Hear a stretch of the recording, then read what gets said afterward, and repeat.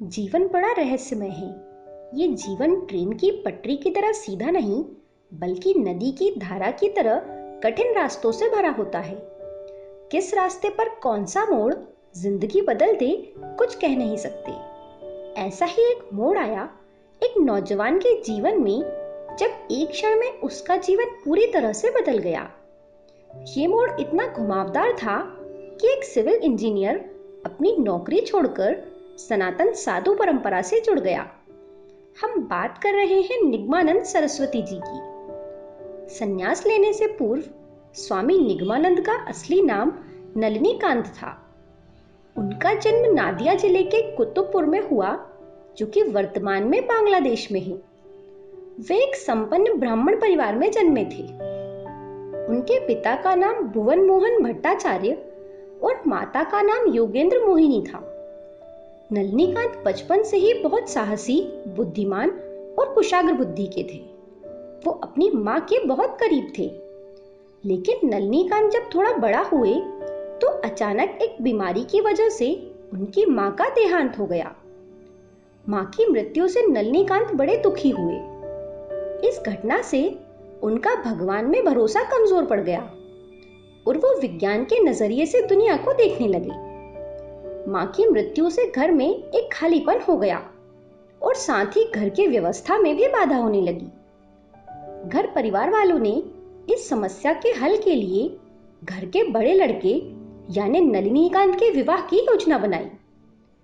इन परिस्थितियों में 17 वर्ष की कम उम्र में उनका विवाह 13 वर्ष की एक कन्या सुधांशु बाला से कर दिया गया।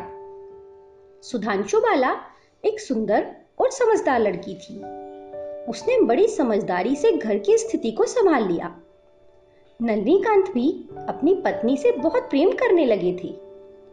कुछ समय के बाद नलिनीकांत ढाका के एक स्कूल में पढ़ाई करने चले गए और शिक्षा पूर्ण होने के बाद सरकारी नौकरी में लग गए। अपनी स्वतंत्र सोच और स्पष्टवादिता के कारण उन्हें कई बार नौकरी बदलनी भी पड़ी। जब भी उन्हें छुट्टी मिलती तो वो घर आ जाते और परिवार के साथ समय बिताते। एक बार जब वो नारायणपुर में सुपरवाइजर के पद पर कार्यरत थे, तब एक अजीब घटना उनके साथ घटी।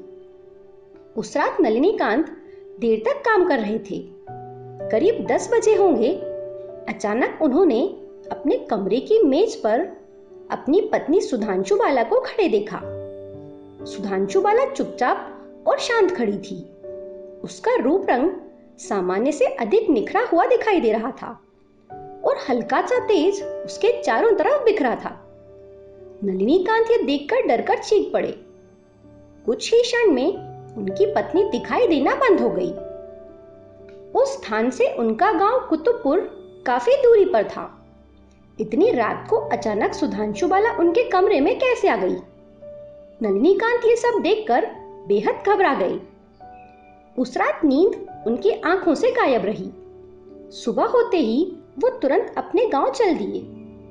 गांव में अपने घर पहुंचने पर उन्हें पता चला कि कल रात प्रसव के दौरान उनकी पत्नी सुधांशु बाला की मृत्यु हो चुकी है। नलिनीकांत ये सब देखकर हतप्रभ रह गए और सोच में पड़ गए कि जो उन्होंने देखा वो क्या था। एक और आश्चर्य की बात यह थी कि इस घटना के बाद भी कई बार सुधांशु बाला की छवि नलिनीकांत को दिखाई दी। नलिनीकांत एक विचारशील पुरुष थे। वो समझ गए कि जो वो देख रहे हैं वो भ्रम नहीं है और उसका कोई कारण अवश्य होगा। इस घटना से उन्हें लगने लगा कि अवश्य ही मृत्यु के बाद भी कोई जीवन जरूर है। नलिनीकांत अपनी पत्नी से बहुत प्रेम करते थे, अतः उन्होंने निश्चय किया कि वो अपनी पत्नी को फिर से पाकर रहेंगी। अपनी इस इच्छा के चलते वो रामकृष्ण मिशन, थियोसॉफिकल सोसाइटी जैसी कई संस्थाओं में गए और अनेक लोगों से मिले। जन्म मृत्यु के रहस्य, मृत्यु के बाद के जीवन जैसे कई विषयों में उनकी जिज्ञासा बढ़ती चली गई। भाग्यवश एक दिन उनकी मुलाकात सिद्ध स्वामी पूर्णानंद से हुई। स्वामी पूर्णानंद ने उन्हें बताया कि हर स्त्री महामाया का ही एक अंश होती है।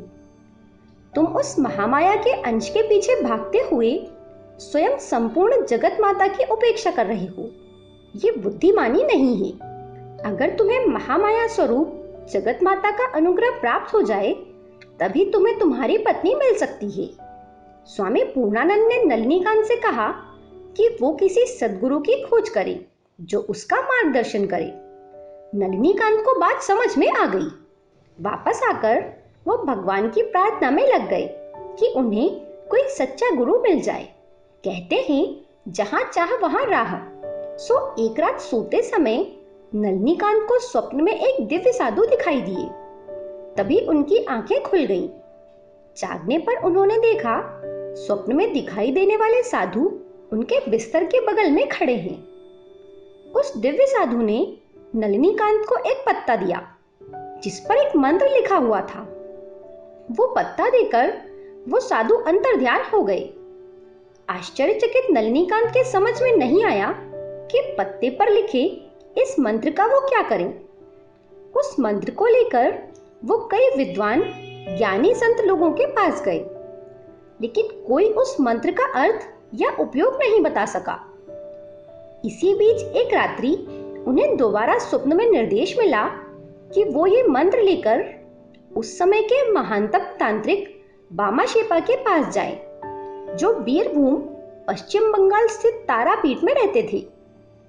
तांत्रिक बामा शेपा पत्ते पर लिखे इस मंत्र को देखकर अति प्रसन्न हुए, क्योंकि यह मंत्र उनकी आराध्य देवी तारा का अनोखा बीज मंत्र था। बामा शेपा ने नलिनीकांत को अपना शिष्य बनाना स्वीकार किया और वो उन्हें तांत्रिक साधना की दीक्षा देने लगे।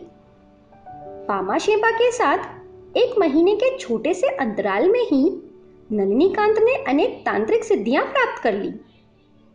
उनकी सिद्धि की सफलता स्वरूप स्वयं मां तारा उनकी पत्नी सुधांशु बाला के रूप में उनके समक्ष प्रकट हुई और उन्हें आशीर्वाद दिया कि जब भी वो चाहेंगे मां तारा उन्हें उसी रूप में दिखाई देंगी। लेकिन नलिनीकांत संतुष्ट नहीं हुए, क्योंकि वो सुधांशु बाला की इस छवि को छू नहीं सकते थे और उन्होंने ये भी देखा कि एक चमकदार तेज उनके स्वयं के शरीर से निकलता है और सुधांशु बाला का रूप बनकर प्रकट होता है। नलिनीकांत सोच में पड़ गए कि अगर महाशक्ति मां तारा मेरे शरीर से निकल रही हैं, तो मैं कौन हूं?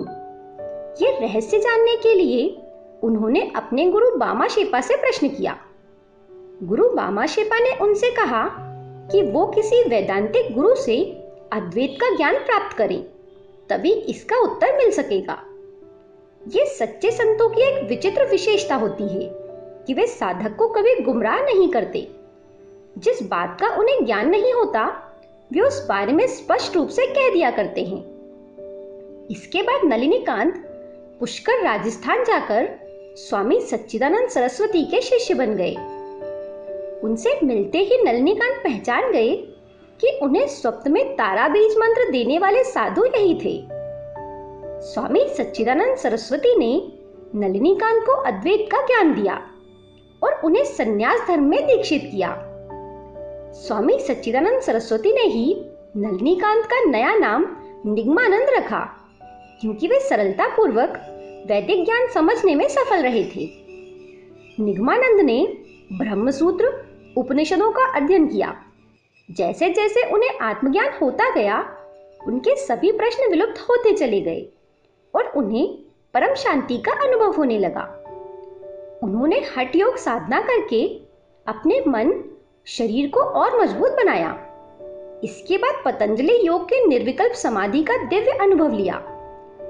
अध्यात्म के इस मार्ग पर बढ़ते हुए स्वामी निगमानंद समझ गए कि ये संपूर्ण जगत भगवान का ही रूप है। उन्होंने प्रसिद्ध सारस्वत मठ की स्थापना भी की। सन 1907 में इलाहाबाद के कुंभ मेले में कई महान साधु संत ऋषियों ने स्वामी निगमानंद को परमहंस की उपाधि दी। स्वामी निगमानंद ने अपने जीवन के अंतिम 14 वर्ष उड़ीसा के पुरी में बिताए। सन 1935 में श्री निगमानंद जी ने कलकत्ता में महासमाधि ले ली। ये थी कहानी वैज्ञानिक सोच रखने वाले एक इंजीनियर की, जिन्हें अपने प्रश्नों के उत्तर वेदांत में प्राप्त हुए। स्वामी निगमानंद परमहंस को इस वीडियो के द्वारा हमारा नमन। वीडियो अच्छा लगे तो इसे आगे शेयर कर दें। धन्यवाद।